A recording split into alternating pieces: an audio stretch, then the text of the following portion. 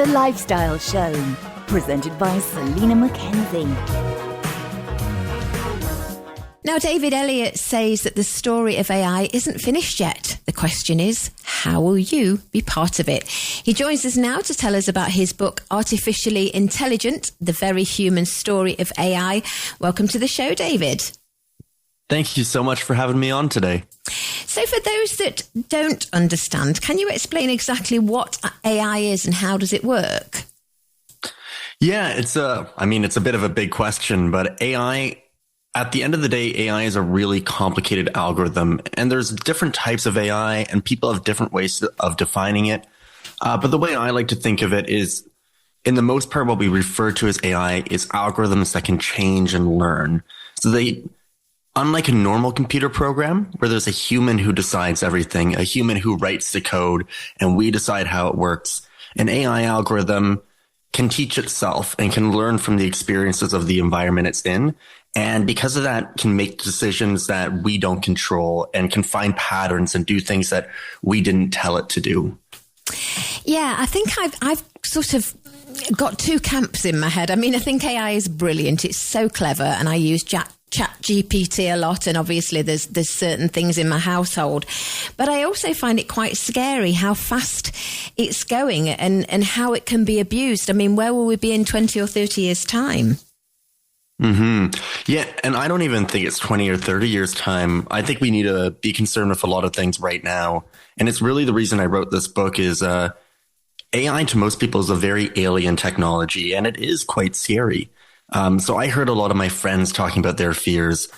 And my thought with it is, I think when you actually pull back the curtain on AI and find out how it works, it's actually quite simple. Now, your everyday person couldn't program an AI system, but once you understand how it works, you get the ability to critically talk about it and critically understand it. And I think we need to be having those conversations now to make sure that it's not abused in the future or abused now or integrated into our societies now in a way that we don't want it to be. So do you think that there are aspects of our life that AI shouldn't change?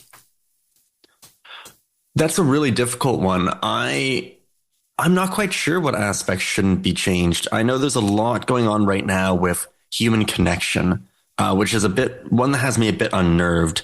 And we're seeing that a lot more of, people having AI girlfriends or AI partners, or it being used as a substitute for human connection.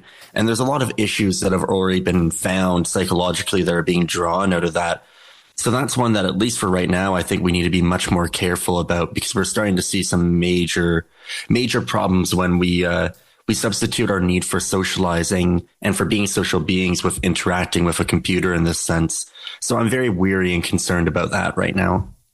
Yeah, I agree. I was actually talking to a scientist the other day, funnily enough, and I was saying, about these girlfriends, for people, in some ways they could be good if somebody's lonely, but they don't have emotions. And his answer was, but they will one day. Yeah, I take a different approach on that, because I don't think they will ever have emotions in the way that we do, because they're a different type of intelligent system. I think emotion, to me at least, comes from the human experience, and that's not an experience that they necessarily have. We can program them to emulate emotion, I believe, but I don't think it's a trait that they're going to, inherently have there. And I think with all this too, though, something that's important to note is AI in many ways is an amplifier. It amplifies human issues that already exist. So when you think about, people using in this way, the problems of it, it really is just amplifying the current social issues we have with the loneliness crisis and people having difficulty making human connections. So I think in many ways, it's just like revealing the issues we have to deal with in society right now. And what about, I know one of the worries that a lot of people have is about our jobs. I mean, as I mentioned, I often use Chat GPT, and it does help with life and with work, but is it going to take away human jobs?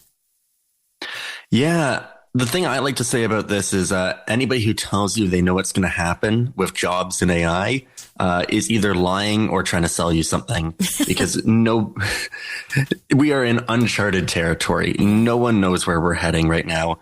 Kind of my overall feelings with it is a massive step in automation, and we're seeing it. It's kind of amazing Nobody really expected it, that it was artists who got hit first, writers and graphic designers. And now it's moving through middle managers, and it's just going to expand, especially as we see it integrated more and more with robotics. But there's still a lot of questions about how that's going to happen, about how it's going to take jobs. Will it just augment jobs, or will people be completely removed? And the argument that I make in the book, or in general when I'm working with politicians, is that I think we need to prepare for the worst case scenario here, because really this could take on the form of the steam engine and the Industrial Revolution. It has that potential. And in that, we can look at that as the steam engine gave us all these great things in society. The Industrial Revolution gave us the society we have today. But in that transition, although new jobs popped up and everybody got jobs later, in that transition, there was a lot of suffering. Farmers lost their jobs, artisans lost their jobs, were forced into factories. And, if you read the history books, it was a really difficult time for society. So I think we as a society need to prepare for that and ask, how do we want to treat these people who are, for all intents and purposes, being de-skilled overnight? All my friends that went to business school to become consultants, who are now just having their jobs completely automated. And it's the same with graphic designers right now, are having the same issue. So we need to think about these people who have built these massive amounts of skills, invested in it, and almost overnight having them, erased from something that the market deems valuable. How do we want to treat that? And how do we want to support that as a society so we don't go through the same, ills that we went through during the Industrial Revolution? Yeah, be prepared, I suppose. Exactly. So I suppose in some aspects, if you think of healthcare and medicine and what we can do nowadays with AI, that's got to be a good thing, hasn't it? Yeah, there are absolutely phenomenal things that we can do with it. And one of the big things that I always say is that AI is best when it's working in a box, when it has a defined rule set. So when we try and use it to do social things, it can kind of get a little messy. Because if you think about it, even I'm Canadian, and when I go down to the US, I have problems with some, social differences that they have, things they will say. So if you think about an AI, which is designed to have a universal model and is now trying to deal with all social groups at one time, it can get a little messy. But with medicine, it's dealing with a defined problem. You can give it the definitions, the lines it's working within. So we're using it now to detect, breast cancer, to read X-ray scans at a much higher level. And in that, people are like, oh, the automation of the jobs. But in this sense, it's actually really exciting because we don't have enough doctors. So in a case like this, if you're a radar technician and now an AI can read your scans for you or make reading them way quicker, you can spend that time doing more to help patients, spending your time on other issues. We aren't going to lay off a doctor because an AI can do the scan. So it's making our healthcare far more efficient. And in many ways, it's actually helping to invent new medical technology. An AI system just won the Nobel Prize in medicine, I think, last year, or maybe it might have been chemistry, but it was for a medicine-based system where it was basically making custom protein structures to help address diseases. I might be slightly off on that. I haven't read up on it recently, but it's having these amazing effects in medicine. So that's one of the most exciting areas to me. Yeah, there's definitely pros and cons at the moment, isn't there? Oh, 100%. And I think, it's one of the big things I really push with this book is the idea that your everyday person needs to be involved in this conversation, because we can only see these pros and cons when we see it in action. And I mean, from a high level, I can look at healthcare, I can look at jobs, but the only person who understands the pros and cons in your life, in your industry, is going to be you. Mm-hmm. So you need to understand how AI works so you can advocate for yourself. So, yeah, indeed. In the book, Artificially Intelligent, you have a chapter, I think it's chapter 22, called The Apple. What's that about?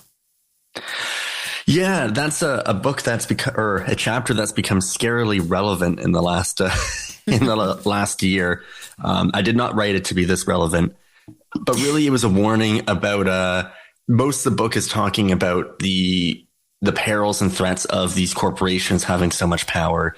But then I kind of turn it and I say, hey, the answer isn't necessarily big government, because if we give big government all this power of AI, and AI is really linked with surveillance, bad things can happen there too. And originally I was going to be using the metaphor of how the Nazis used IBM technology in the Holocaust, which is a very well explored topic. But then somebody brought up to me that the Americans actually used the same technology during World War II to round up and intern Japanese Americans. And actually in very scary ways of using this IBM technology to create risk scores for Japanese Americans to determine whether or not they needed to go into terrible prisoner camps or if they could be let free. And this has become even scarier now because the law that they used at that time to round up these people and make these decisions and use these algorithms was the exact same law that Donald Trump is now using to bolster ICE and bolster immigration enforcement in the US. And we're seeing similar algorithmic systems that have the same flaws, such as Atlas being used to strip US citizens of their citizenship if they're dual citizens, or, make assumptions about, is this person a gang member? So to me, I wrote that chapter well before Donald Trump was elected, back when we thought there was no way he was going to get back into office. Yeah. And then, all of a sudden this chapter has come back to life and showing the exact threats of giving too much algorithmic power to these governments and the tools that they have to use it. Yeah, that's what I find frightening. Like, really scary. Mm-hmm. No, it's one of those things that I think a big question here that overall we need to be figuring out, and I think it needs to be a societal conversation, is we've invented these incredibly powerful tools, but on one side, these free market companies have shown that they are not necessarily the most responsible of them. And when we just give them full power, they do terrible things. On the other side, the government has shown the exact same problems in many ways. And we need to ask, how do we balance this?